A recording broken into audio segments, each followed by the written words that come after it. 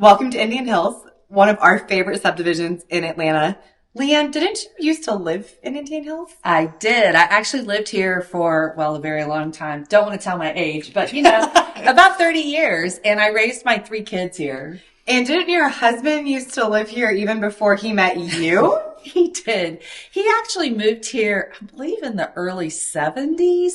Wow. And then Indian Hills was considered to be so far away from the city. His parents used to tell me that people couldn't believe they were moving so far out and they weren't moving to Dunwoody. That's laughable now, because to me, this is one of the closest, nicest neighborhoods to Atlanta. Yeah, at the time, this was the largest development, I think, in the southeast with a golf course, but still, people considered it to be very far away from the city. That's hilarious. And doesn't this listing have a similar story of multi-generational living?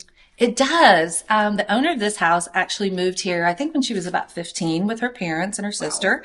And grew up here, went off to college. And then after she had her family, she decided that she wanted to move back into Indian Hills, as a lot of families do. Because this is a great place to live. It is. And her parents decided to downsize, so she moved her family into the home. So we're currently sitting in the second primary suite of this home because the seller's parents moved back in with her. They did. Several years ago, the parents had downsized and they really missed living in Indian Hills. They wanted to move back. And so they ended up moving back in with their daughter, but then they doubled the size of this house.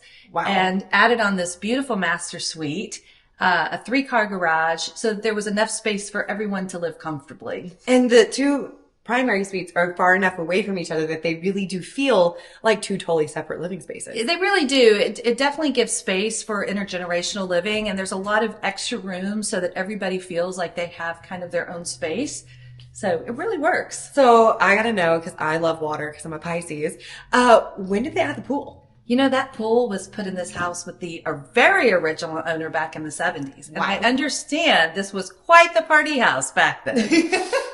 I could still see it being a party house now with the dual living room set up. It is. I got to tell you, I've been to a lot of good parties here. Well, now I can see why you've been to so many amazing parties here. I mean, look at this pool in the backyard. Great. So you've got the pool, you've got the hot tub, you have the fire pit, you've got this amazing porch over here, the back porch. So I'm telling you, this is a great house, and I think this is one of the reasons that Indian Hills is just a great place to live.